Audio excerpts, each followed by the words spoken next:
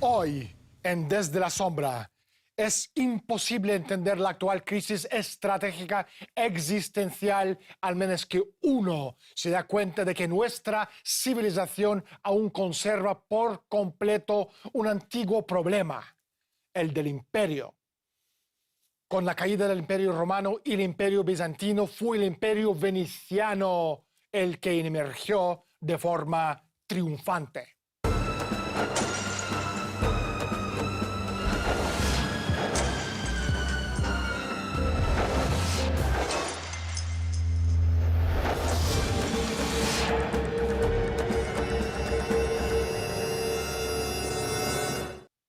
Desde la más temprana historia hasta el día de hoy, la batalla por el avance de la civilización ha enfrentado siempre a los humanistas republicanos en cuanto a la idea de que un grupo autoseleccionado de la élite, cuyo poder generalmente se basa en el uso de la fuerza brutal, para mantener ese poder se apropia para sí mismo de una autoridad absoluta sobre la mayoría de la humanidad.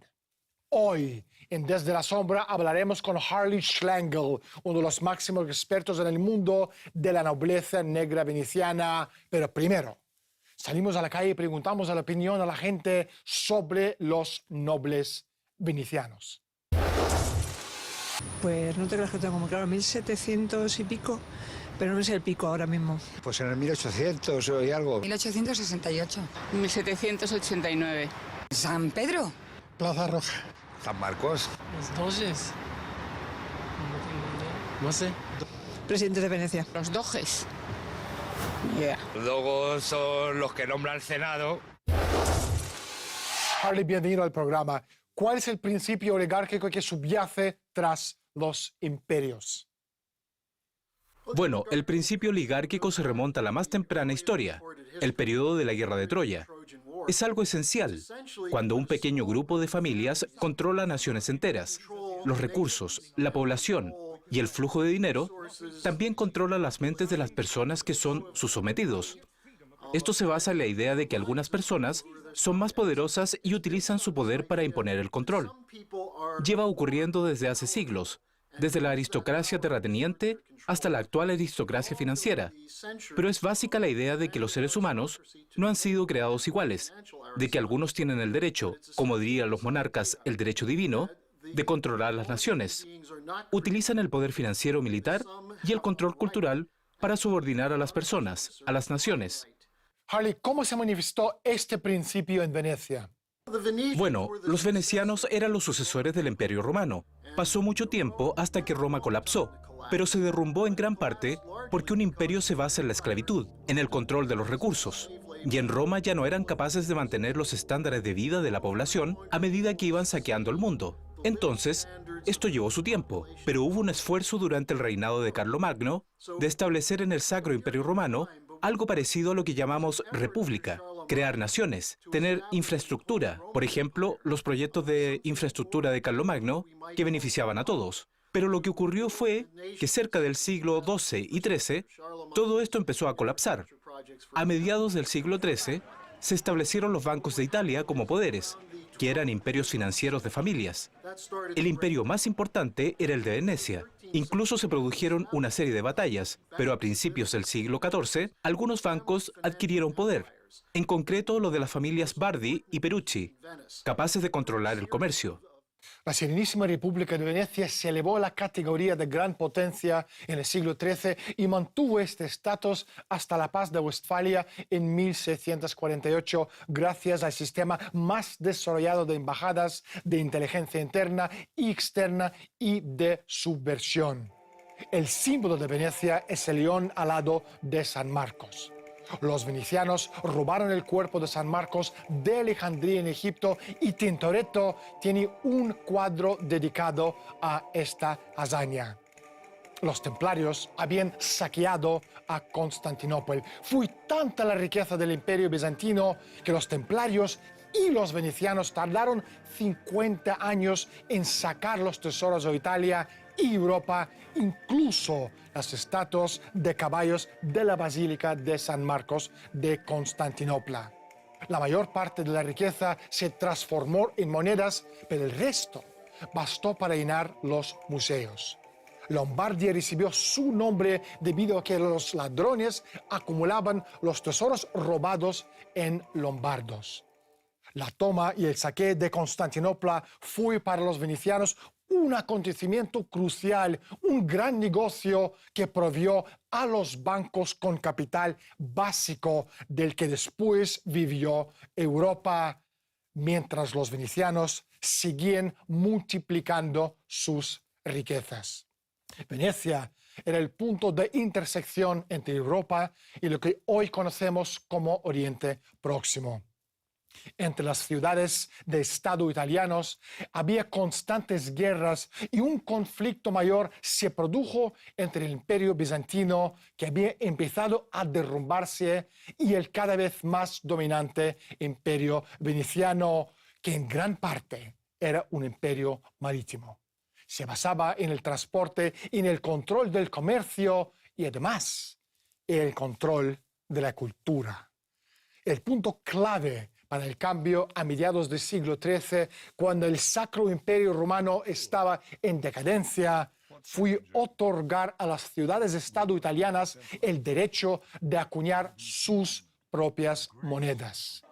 En ese momento, los venecianos se convirtieron en los principales controladores del comercio del oro y de plata, además de los alimentos, ropa, hierro, sal y todos los demás.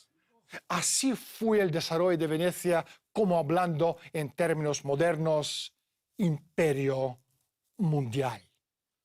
Harley, ¿existe la nobleza veneciana hoy?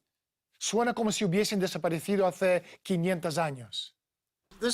Verás, es parte del control de la cultura por parte de un imperio, que hoy pretende hacerle creer que no existe. Pero en realidad ocurren dos cosas. Todavía tenemos algunas familias del Imperio veneciano que están relacionadas sobre todo con compañías de seguros y con Assicurazioni Generali, que es uno de los mayores imperios y compañías de seguros en el mundo. Pero el Imperio veneciano se movió hacia el norte, después de que fuera prácticamente derrotado en 1509 por un grupo llamado la Liga de Cambrai. Venecia se dio cuenta de que había que irse de aquel lugar en el mar Adriático y eligió Ámsterdam y Londres. Pensaron que sería más efectivo dirigir su imperio desde esas ubicaciones.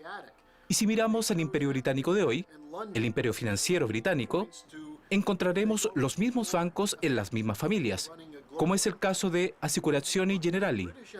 Este mismo sistema existe en el que se conoce como el Grupo Interalfa de Londres, por ejemplo. Este grupo incluye al Banco Santander, al Royal Bank of Scotland, Commerzbank en Alemania, representa un agrupamiento coherente e interconectado de familias en fondos familiares. Los venecianos fueron los enemigos mortales de la dinastía humanista de los paleólogos de Bizancio. Eran enemigos implacables de Gemistos, Platón, Cosimo de Medici, Leonardo da Vinci, Nicolás Maquiavelo y la totalidad del renacimiento del oro florentino, que conspiraron y destruyeron con éxito. Por lo tanto, aunque hoy en día su poder político soberano se ha extinguido, su método característico perduró, sirviendo como incubadora de lo que el siglo XX conoció como fascismo. Lo que es más importante, Venecia en la actualidad, a través de su fundación CINI, es la principal fundación del mundo que proporciona directrices ideológicas para fundaciones ricas en extremo y jóvenes, con nombres como Ford, Rockefeller, Carnegie y MacArthur. Harley, vamos a cambiar nuestra perspectiva 180 grados. ¿Cómo lanzaron los venecianos las guerras de religión para preservar su poder? Es un punto clave, porque los venecianos nominalmente eran católicos, pero unas veces estaban del lado del Papa, otras veces en contra suya. De hecho, fueron los venecianos quienes iniciaron la Reforma Protestante, la operación de Lutero contra la nobleza alemana, y después lanzaron la Contrarreforma como un movimiento aristotélico. La importancia de este hecho consiste en que cuando la gente no tiene mucho, la religión se convierte en algo muy importante para ellos. Si pierdes el sentido de la inmortalidad con tus acciones, si no crees que puedas hacer algo para un futuro mejor para tus hijos y nietos, A veces la gente empieza a buscar el bienestar de la salvación personal. Hoy lo vemos en Estados Unidos con el fundamentalismo religioso. Los venecianos lo entendían, pero no reconocían ningún otro principio que su propio poder. Era lo único invariable para ellos. Por ejemplo, tras el resurgimiento de España en 1492, la Inquisición se convirtió en un instrumento de control. En Europa, el periodo entre 1492 y 1648 fue de constantes guerras religiosas, los protestantes contra los católicos, una denominación de los protestantes contra otra. También la Guerra de los 30 años, entre 1618 y 1648, fue una matanza. ¿Y cuál es el resultado? De las operaciones de saqueo venecianas no surgió ningún poder nacional fuerte, y tan solo en 1648, en el Principio de Westfalia se dijo: todos tenemos el derecho a la soberanía, pero esa soberanía tiene que incluir la idea de desear lo mejor para tu prójimo. Ese fue el cambio. El objetivo de la reforma protestante era dividir Europa durante 1 o 2 siglos en guerras religiosas que prevendrían cualquier combinación como la Liga de Cambrai de que nunca se ensamblara contra Venecia. La figura líder de la reforma protestante en Europa fue Gasparo Contarini. Las redes de Contarini animaban y protegían a Martín Lutero y más tarde a John Calvin de Ginebra. Contarini fue también el líder de la contrarreforma católica. Él patrocinó a San Ignacio de Loyola y garantizó la aprobación papal para la creación de la Compañía de Jesús, los jesuitas, como una orden oficial de la Iglesia. A medida que avanzaba la contrarreforma, las redes de Contarini se dividieron en 2 alas. Una a favor del protestantismo espiritual y la otra los zelanti, orientados a la represión y la Inquisición y representados por el Papa Pablo IV. Los zelanti evolucionaron en el partido oligárquico llamado el Vecchio, que se servían a redes venecianos en el Vaticano y los dominios de los Habsburgos. El aparente conflicto de los 2 grupos fue orquestado para servir a proyectos venecianos. Harley, una vez que Venecia dejó su podrida laguna, eligieron Londres y Ámsterdam como su nueva residencia. ¿Qué consiguieron con eso? Los venecianos, al moverse hacia el norte de Europa y Ámsterdam, y luego Inglaterra, lo que finalmente hicieron fue traer consigo el principio de la banca central, y estos bancos privados controlaban las finanzas de la nación. Esto es lo que era el Banco de Ámsterdam y luego el Banco de Inglaterra, y es el modelo del Banco de la Reserva Federal en Estados Unidos hoy en día. La idea del Banco Central privado, que controla la moneda a crédito y la deuda de una nación, y que lo da a los comerciantes individuales de ese momento, a los comerciantes y propietarios de tierras, en particular, que fueron capaces de hacer dinero a través del control en un sentido, a través de diversos tipos de productos, tales como alimentos, sal, hierro, otros básicos y el comercio. Es el modelo veneciano. Y trajeron estas tradiciones con ellos a Londres. Y lo que viene de la ciudad de Londres, eso es lo que el grupo Interalfa es.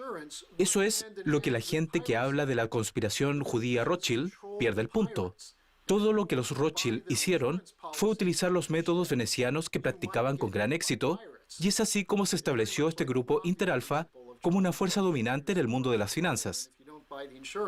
Abundan los ejemplos de cómo la influencia cultural y política oligárquica veneciana ha llegado a la era moderna.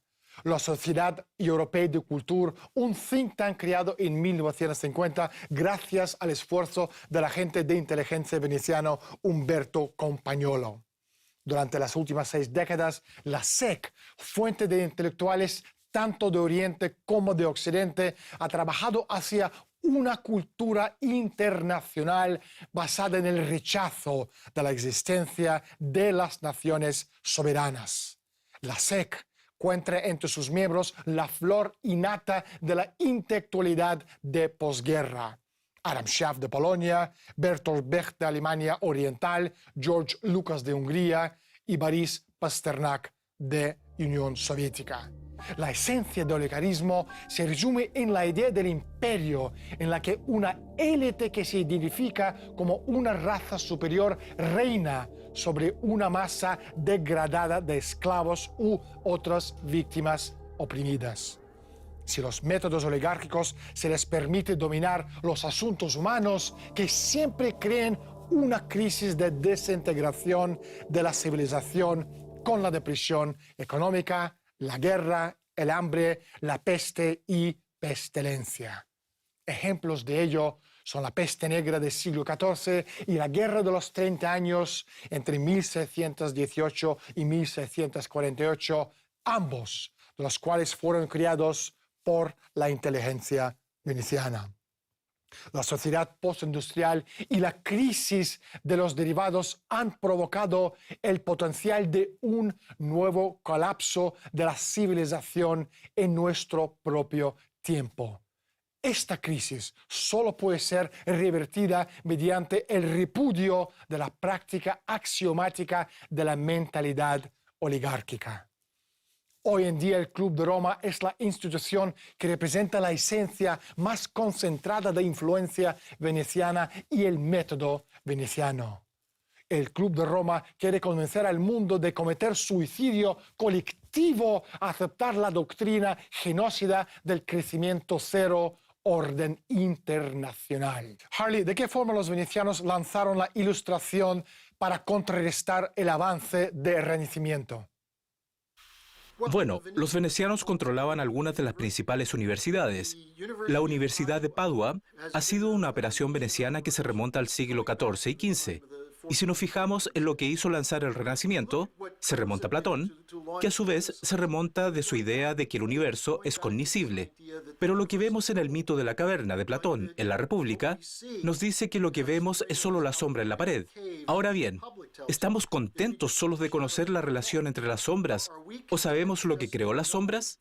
Y la idea platónica que está detrás de Nicolás de Cusa, Kepler o Leibniz, esta tradición, la tradición renacentista de Leonardo, es ir más allá de los sentidos para averiguar lo que está causando las sombras. En los años de alrededor de 1570, Venecia se convirtió en el sitio del primer ejemplo en Europa de lo que los franceses dominaron más tarde salones de socialización y discusión literaria. El Rodotto Morosini, patrocinado por la antigua familia del mismo nombre. Aquí se sembraron las semillas que más tarde producirían el libre pensamiento. En una palabra, la Ilustración. Supuestamente reformar la sociedad utilizando la razón. Las desafiantes ideas arraigaron en la tradición y en la fe y el conocimiento avanzado a través del método científico. Todo ello basado en los principios aristotélicos oligárquicos. En 1609, Kepler publicó La Nueva Astronomía, una obra revolucionaria que por primera vez utilizaba la física celeste como base para el ordenamiento del sistema solar. Hasta este punto, desde el fraude del modelo geocéntrico del Ptolomeo, toda la astronomía se basaba en la idea aristotélica de que la causa, es decir, la verdad, era desconocida. La única cosa que podía lograrse según Aristóteles, en el mejor de los casos, eran aproximaciones matemáticas, aproximaciones de lo que ves. Esto es lo que más tarde sería conocido como empiricismo. Esta idea matemática de un universo en el que no existe la verdad es la que mejor se adapta a la oligarquía. Todo el mundo debe conocer su lugar y el cambio es imposible. Harley, una última pregunta. ¿Cómo podemos derrotar al imperio hoy? Bueno, la manera más fácil es arrebatarle su poder financiero. Y eso significa que tenemos que poner fin a la globalización. Pero la mejor manera de hacerlo es a través de Glass-Steagall, a través de la ruptura de los bancos comerciales con los bancos de inversión y arrebatándoles el poder a los bancos para controlar la política monetaria y económica. Eso es lo que Franklin Roosevelt entendió. Eso es lo que llevó al gran éxito de la economía estadounidense que nos permitió ganar la Segunda Guerra Mundial. El caos proveniente de la guerra por la posibilidad de derrotar al Imperio Británico. Y Glass-Steagall esencialmente diría, el gobierno de Estados Unidos y cualquier otro gobierno que adopta la Glass-Steagall no es responsable de la deuda especulativa de los estafadores conocidos como agentes financieros. Y si se hizo, si se rompió ese poder, entonces podríamos volver a las economías nacionales, en las que los gobiernos decidan sobre el crédito, no el interés de la banca privada, no el interés financiero privado. Y esa es la forma en la que acabaríamos con el imperio, y estamos a punto de que eso ocurra. Harley, no hay tiempo para más. Muchísimas gracias por estar con nosotros. El placer ha sido mío, Daniel. La Serenísima República de Venecia, cuyas siniestras instituciones han proporcionado una continuidad sin precedentes de la regla oligárquica más horrible durante 15 siglos y más, desde los años del moribundo Imperio Romano en Occidente hasta las guerras napoleónicas, tuvo lugar ayer mismo en términos históricos. Desde nuestro punto de vista, miramos hacia atrás a la imbecilidad monetarista de expresidentes de Reserva Federal Paul Volcker y Alan Greenspan, al fanatismo ideológico que irradia de Chase Manhattan Bank, JP Morgan Chase, el Banco de Pagos Internacionales y más. Usted reconocerá el pútrido odor inconfundible de un canal veneciano donde los palacios de mármol en descomposición de generaciones de parásitos están corroídos por el mayor cinismo y crueldad que el mundo haya conocido. Soy Daniel Stulin, bienvenidos todos al mundo de Humo Espejos. Gracias por estar con nosotros y hasta la semana próxima.